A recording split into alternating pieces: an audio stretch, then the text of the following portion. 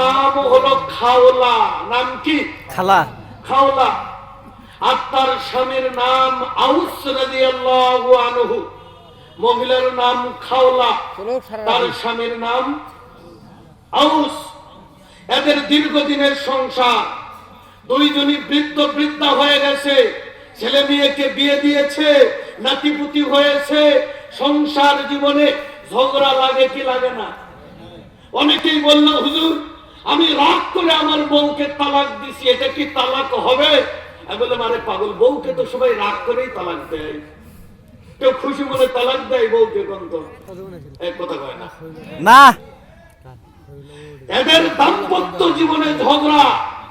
তখন আউস রাদিয়াল্লাহু আনহু তিনি রাগ কন্ট্রোল করতে না পেরে তিনি তার স্ত্রীকে বললেন, আনতে আলাইয়া কা জগরি উম্মি, আজকে থেকে তোমার পিঠ আমার মায়ের পিঠের মতো। স্বামী তার স্ত্রীকে কথা বলে, এটাকে আরবিতে বলা হয় জিহার। কি বলা হয়? জিহার। এটা যদি কেউ করে, স্ত্রীকে যদি মায়ের সাথে তুলনা করে, জাহিলি যুগের নিয়ম ছিল বউ তালাক। এটা যখন আউস রাদিয়াল্লাহু আনহু করলেন এই কাজ, তার স্ত্রী খাওলা রাদিয়াল্লাহু আনহা দৌড়ে আল্লাহ রাসূলের কাছে গেলেন কাঁদতে কাঁদতে, আল্লাহ নবী আমার বিচার করেন, আমাকে ফয়সালা দিন, আমার স্বামী এই কাজ করেছে, আমি এই বৃদ্ধ বয়সে কই যাব, ছেলে মেয়ে নিয়ে কোথায় যাব?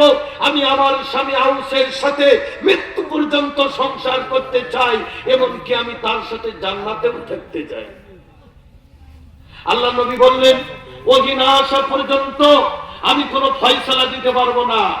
কিন্তু এই খাওলা রাদিয়াল্লাহু আনহা বলছেন, না, আপনাকে ফয়সালা দিতেই হবে, আপনি শেষ নবী, আমাকে ফয়সালা দিন। ফয়সালা না নেওয়া পর্যন্ত আমি এখান থেকে যাব না। আমি আমার স্বামীর ভাগ করে খেতে চাই, ফয়সালা দিতে হবে। দুইজনের মধ্যে তর্ক হচ্ছে আল্লাহ নবী আর খাওলার সাথে। তাদের এই কথাবার্তা আল্লাহ আরশে আজিম থেকে শুনলেন। সুবহানাল্লাহ। 28 পারা প্রথম পৃষ্ঠা সূরা মুজাদালার 1 নং আয়াত তখন আল্লাহ অবতীর্ণ করলেন, قد سمع الله قول التي تجادلك في زوجها وتشتكي الى الله والله يسمع تهاوركما ان الله سميع بصير। قد سمع الله, আল্লাহ শুনছেন, এইমাত্র শুনছেন ওই নারীর কথা, যেই নারী তার স্বামীর বিষয়ে আপনার কাছে অভিযোগ করেছে এবং আপনার সাথে তর্কে লিপ্ত হয়েছে। আল্লাহু ইয়াসমাউ তাহাবুরাকুমা, আল্লাহ আপনাদের দুইজনের কথাই শুনছেন। ইন্নাল্লাহা সামিউম বাসীর, আল্লাহ সবকিছু শুনেন, সবকিছু দেখেন। সুবহানাল্লাহ। এই আয়াতটা যখন নাযিল হলো, পাশের রুমে ছিল আয়েশা রাদিয়াল্লাহু আনহা। তিনি বললেন, আল্লাহু আকবার। তিনি বললেন, হাইরে, আমি পাশের রুম থেকে খাওলা আর আল্লাহ নবী দুইজনের কোন বাক্য শুনতে পাচ্ছি আর কোনটা শুনতে পাইনি। আর আল্লাহ আরশে আজিম থেকে তাদের কথাবার্তা শুনলেন। সুবহানাল্লাহ।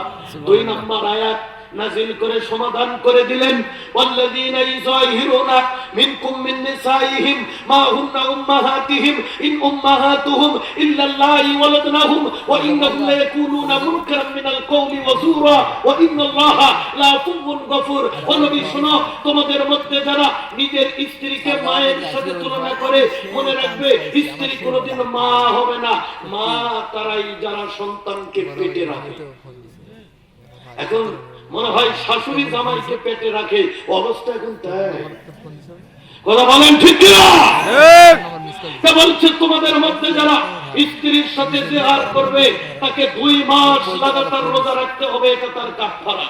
তাও যদি না পারে 60 জন মিসকিনকে পেট ভরে ভাত খাওয়াতে হবে। তাও যদি না পারে একটা গোলাম আজাদ করতে হবে। যে কথাটা আমি আপনাদের বলতে চাই, এই খাওলা রাদিয়াল্লাহু আনহাকে উমর রাদিয়াল্লাহু আনহু একদিন মসজিদে নববীতে খুতবা দিচ্ছিলেন। তিনি বললেন, ও আমার যুগের পুরুষেরা, তোমরা মহরানা বেশি করে ধরবা না, মহরানা কম করে ধরবা। কি করে ধরবা? কম করে ধরবা। এই বক্তব্য উমর রাদিয়াল্লাহু আনহু তিনি যখন দিচ্ছিলেন, তখন এই খাওলা রাদিয়াল্লাহু আনহা, তিনি তো বৃদ্ধা হয়ে গেছেন, মাজা হারিয়ে গেছে, চলতে পারে না। তিনি মসজিদের মধ্যে ঢুকে, এই উমর, তোমাকে আমি গেদা পোলা দেখেছি, ছোট ছিলে, আজকে তুমি খলিফা হয়ে উল্টা পাল্টা ফতোয়া দিবা, এটা আমি খাওলা বেঁচে থাকতে মেনে নিব না। সাহাবীরা ওবার কিন্তু এই বুড়ি মহিলা বলে কি রে, হ্যাঁ? তো আবার উমরের ভুল ধরে, তারা মহিলাকে ধমক দিবে। ওমর রাদিয়াল্লাহু আনহু বলছে, খবরদার, মহিলার সাথে আমার কথা হচ্ছে, তোমাদের না, তোমরা চুপ করো। মহিলা উমর রাদিয়াল্লাহু আনহুকে বলছেন, ওয়া ইন আরাদতুম ইস্তিবদালা যাওজিন মাকানা যাওজিন ওয়া আতাইতুম ইহদাহুন্না কিনতারান ফালা তাখুযু মিনহু শাইআ আতাখুযুনাহু বুহতানাও ওয়া ইসমান মুবিনা। ও উমর, তুমি কি সূরা নিসার 20 নম্বর আয়াত পড়নি? সূরা নিসার 20 নম্বর আয়াত তুমি জানো না? আল্লাহ কোরআনে বলেছে, তোমরা যদি তোমাদের স্ত্রীকে গাদি গাদি পাহাড় পরিমাণ মোহর দিতে চাও, তাও দিতে পারবা।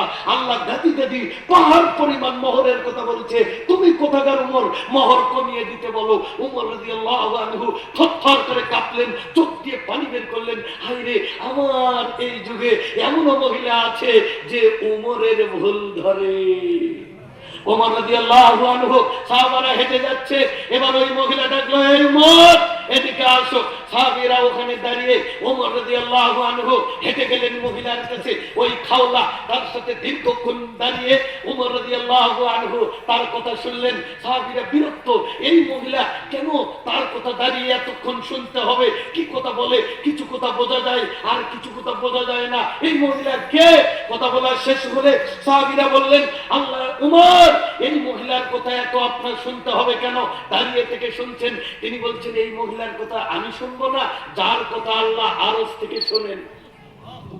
খাদিজা তরকারির বাটি হাতে নিয়ে যাচ্ছে, তখন জিবরিল আমিন আসলেন, এসে বললেন, ওই যে যাচ্ছে খাদিজা, ওকে আল্লাহ সালাম পাঠিয়েছে। সুবহানাল্লাহ। আমি তো খালি জান্নাত চাই, কিন্তু আসিয়ে যে কিভাবে আল্লাহর কাছে জান্নাত চাইলো, অবাক হয়ে গেলাম। জান্নাত চাইলো, রব্বি বিনিলি ইনদাকা বাইতান ফিল জান্নাহ ওয়া নাজ্জিনি মিন ফিরাউনা ওয়া আমালিহি ওয়া নাজ্জিনি মিনাল কওমিজ জালিমিন। আসিয়া বলল, আল্লাহ শুধু জান্নাত আমি চাই না। আসিয়া বলল, আল্লাহ শুধু জান্নাত চাই না, আল্লাহ তোমার ঘরের পাশে আমি আসিয়ার জন্য জান্নাতে একটা ঘর বানিয়ে দাও। শুধু জান্নাত না, দেখেন আল্লাহ নবী গারে হিরাতে যখন গেলেন, জিবরিল আমিন এসে নবীকে 3 বার চাপ দিলেন।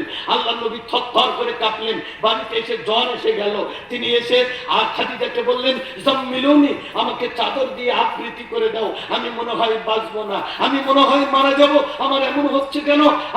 খাদিজা, আমাকে চাদর দিয়ে ঢেকে দাও। তখন স্ত্রী কাকে বলে? হ্যাঁ, তখন তিনি বলছেন, আল্লাহ নবী, আমি আপনার সংসার করি, আমি আপনার স্ত্রী, আপনাকে কাছে থেকে জেনেছি, আপনার কোনো ক্ষতি হবে না। আল্লাহ নবী বলছেন, কেন আমার ক্ষতি হবে না? তার কারণ কি? তুমি এমন কি বুঝলা যে আমার ক্ষতি হবে না? এত সার্টিফিকেট দিচ্ছ, কারণ কি? তখন খাদিজা বললেন, আপনি 4টি কাজ করেন নবী গো, এজন্য আল্লাহ আপনার কোনো ক্ষতি করবে না।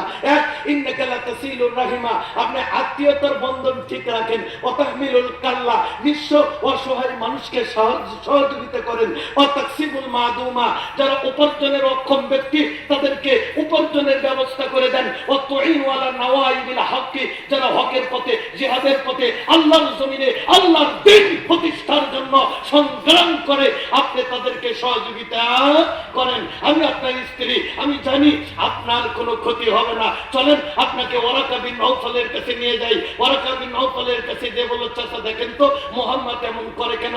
আল্লাহর নবী ওয়ারাকা বিন নওফলকে বিস্তারিত বলল। ওয়ারাকা বিন নওফল বলছে, হাজার নামুজ, এ হচ্ছে ফেরেশতা, এ হচ্ছে জিবরাইল, যেটা মুসা কালিমুল্লাহর নিকটে এসেছিল। দেখেন, এ হচ্ছে স্ত্রী। ইবনে আব্বাস তিনি বলেন, আল্লাহ নবী বলছেন, আলা উখবিরুকুম মিন আহলিল জান্নাহ ওয়া আমার সাহাবীরা, আমি কি তোমাদেরকে বলবো না কারা কারা জান্নাতে যাবে?